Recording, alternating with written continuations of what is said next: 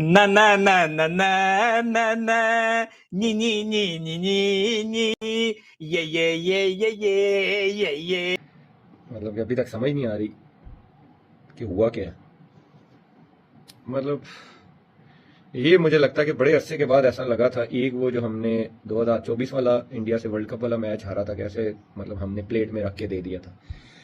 और एक मुझे ये लगता है कि हम नहीं है, अब वो समझ गया अब ये गेम कैसे लेके जानी है। अगर वो आउट हो गया तो पाकिस्तान के हाथ में मैच होगा, वो भी बड़ी मेहनत करनी पड़ेगी। उनकी बैटिंग बहुत डीप तक है, तो ये देखना पड़ेगा गिल को आउट करना और तिलक वर्मा, ये दोनों फॉर्म में हैं। बिल्कुल, आई थिंक नॉट येट। पहले गिल को आउट करना, वो भी इस वजह से कि हार्दिक नहीं है, तो इस वजह से गिल को आउट करके we can be back in the game. एक चीज यही है ना कि अभिषेक 6 ओवर में वो काम कर देता, नीचे वालों के लिए आउट हो जाता था।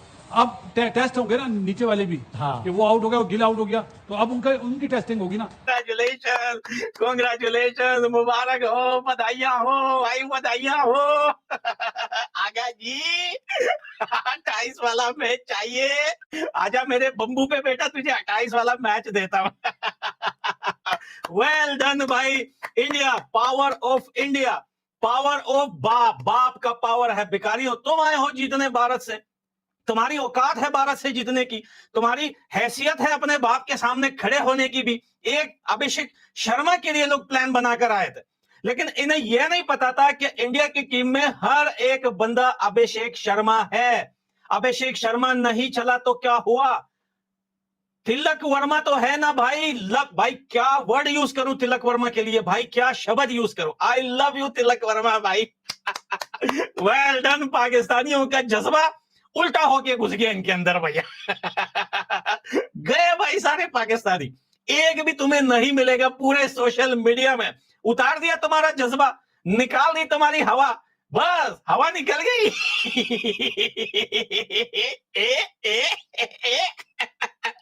हमने कहा था कि ये फाइनल में आया नहीं, इसे फाइनल में लाया गया है।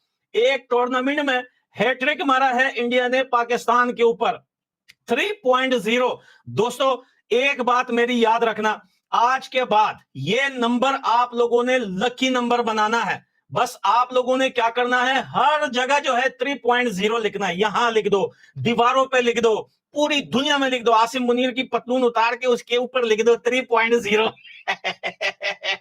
Well done, well done. ओ भैया, प्रेशर भी झेल सकता है भारत, कम बैक भी कर सकता है, और पाकिस्तान से किसी हालत में हार नहीं सकता। इतना भरोसा है टीम इंडिया के ऊपर, इतना भरोसा है भाई। लास्ट तक हम बैठकर मैच देख रहे थे, ये नहीं लग रहा था कि भैया कहीं पे भी पाकिस्तान जीत जाएगा। 3.0 ये प्लेट में रख के दिया, ये बहुत बड़ा मौका था। हम ये मैच जीत सकते थे, और इंडिया ने मुझे लगता है कि बहुत अच्छा किया था हमारे लिए कि टॉस जीत के उन्होंने हमें बैटिंग दे दी थी। देखिए फाइनल में मुझे लगता है कि हमेशा पहले बैटिंग ही करनी चाहिए। Run on the board specially T20 में प्रेशर होता है बहुत, और इतना अच्छा स्टार्ट मिला यार, इतना अच्छा स्टार्ट। मतलब फाइनल में आपको इससे अच्छा स्टार्ट क्या मिलेगा कि आपके 12 ओवर यार, 11 ओवरों में 103 स्कोर है और 1 आउट है, आपके दोनों ओपनर्स ने रन कर दिए। इससे ज्यादा आपको क्या चाहिए? मुझे तो अभी भी समझ नहीं आ रही कि हुआ क्या है, अल्लाह की कसम यार। क्या बोले बंदा। फरहान ने इतना अच्छा स्टार्ट लिया, फखर ने इतना अच्छा स्टार्ट लिया।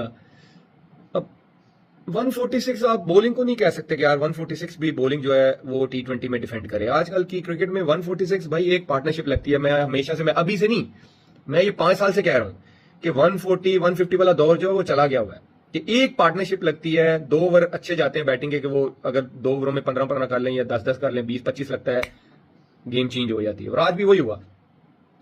हमारे प्लान ही नहीं समझ आता कि ऐसी विकेटों पे जो नया बैट्समैन रहता है, अगर बैटिंग की बात करें तो आते ही शॉट नहीं लगते। और ये अभी पहला मैच नहीं था, ये समझ भी आनी चाहिए कि हर मैच में ऐसा हो रहा है कि पहले 10 ओवरों में रन हो रहे हैं, आखिरी 10 ओवरों में टीमें स्ट्रगल कर रही हैं। वो क्यों कर रही हैं? क्योंकि जब बॉल सॉफ्ट हो जाता है वो उस तरह बल्ले पे नहीं आता, और नए बैट्समैन के लिए मुश्किल हो जाता है। उस टाइम वही हिट मार सकता है जो सेट होता है बैट्समैन। और हमने जब स्टार्ट लिया, 12 ओवर में 113 हुआ, दूसरा आउट हुआ साइम, तो मोहम्मद हारिस आए। मुझे यह समझ नहीं आई कि जब लेफ्ट आर्म स्पिनर बॉलिंग कर रहा है, अक्षर पटेल बॉलिंग कर रहे थे, हारिस उसका पहला बॉल खेल रहा है, और फखर जमान दूसरे एंड पे सेट बैट्समैन है, 35-36 पे वो खेल रहा है। तो आप क्यों चांस ले रहे हो?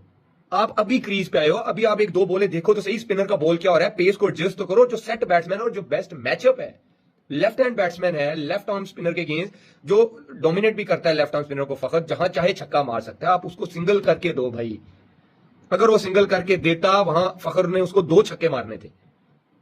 वहां पे हारिस ने जो आउट हुआ है ना, हारिस, सारी गेम वहां पे खराब हुई है। कोई माने ना माने, कोई बोलेगा आगा गलत खेला है या हुसैन गलत खेला है, लेकिन सारी गेम मोहम्मद हारिस की वजह से खराब हुई है। जो मेरा क्रिकेटिंग छोटा मोटा जो भी मुझे थोड़ी समझ आती है, मैं ये नहीं कहता कि मैं बहुत बड़ा क्रिकेट पंडित हूं, लेकिन जो मुझे मेरी अक्ल काम करती है कि वहां हारिस को वो शॉट नहीं मारना चाहिए था। अगर हारिस वहां पे सिंगले डबले 1-2 ओवर खेल जाते और फखर को चांस देते, हम 190 करते। और अगर 180 190 हुआ होता, इंडिया से हम जो है ना दूर दूर तक मैच जीत जाते हैं, दूर दूर तक जिसको कहते हैं। अभी भी देखो 146 पे क्लोज गेम गई है, वो भी हमने थोड़े फील्डिंग में ब्लंडर्स किए। एक मुझे लगता है कि जहां पे आगा का एक बहुत बड़ी मिस्टेक थी, जब आपके स्पिनर्स अच्छी बॉलिंग कर रहे हैं, एक मोमेंटम उनका बना हुआ है। क्रिकेट T20 में हमेशा आप गेम कहां हारते हो, जब आप अपना मोमेंटम शिफ्ट करवाते हो दूसरी टीम की तरफ, तभी मैच आप हारते हो। जब स्पिनर के अगेंस्ट वो 2 लेफ्ट हैंड स्ट्रगल कर रहे हैं तो वो फंसे हुए ना, तो आप जब साइम अच्छी बॉलिंग कर रहे हैं उस पे उनको चांस लेने दो।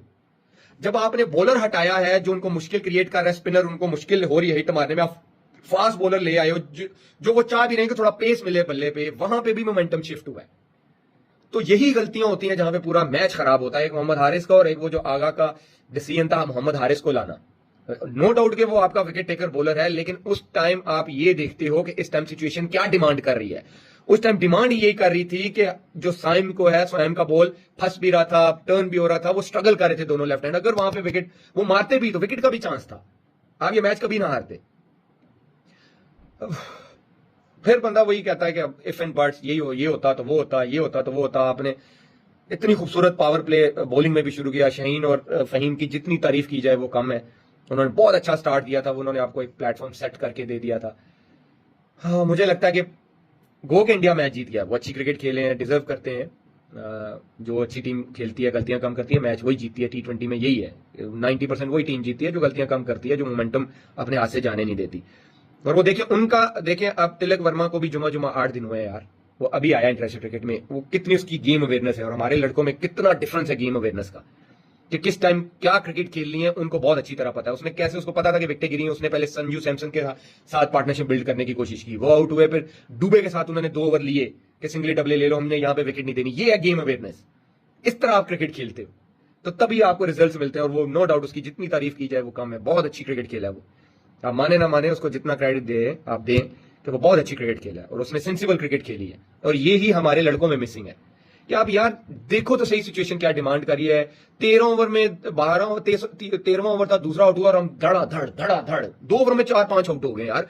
क्या हमने 16 ओवर में 190 करना था यार? आप खेलो तो सही, पूरे ओवर भी नहीं खेल सके यार। तो फिर ऐसी क्रिकेट खेलोगे, फिर क्रिटिसिज्म भी होगा, लोगों में फ्रस्ट्रेशन भी आएगी, फिर लोग बोलेंगे इसको निकालो, इसको ले आओ। आप ये फाइनल जीत सकते थे, अभी तक के लिए तो इतना ही, बट क्या कह सकते हैं, फिर इंशाल्लाह बात होती।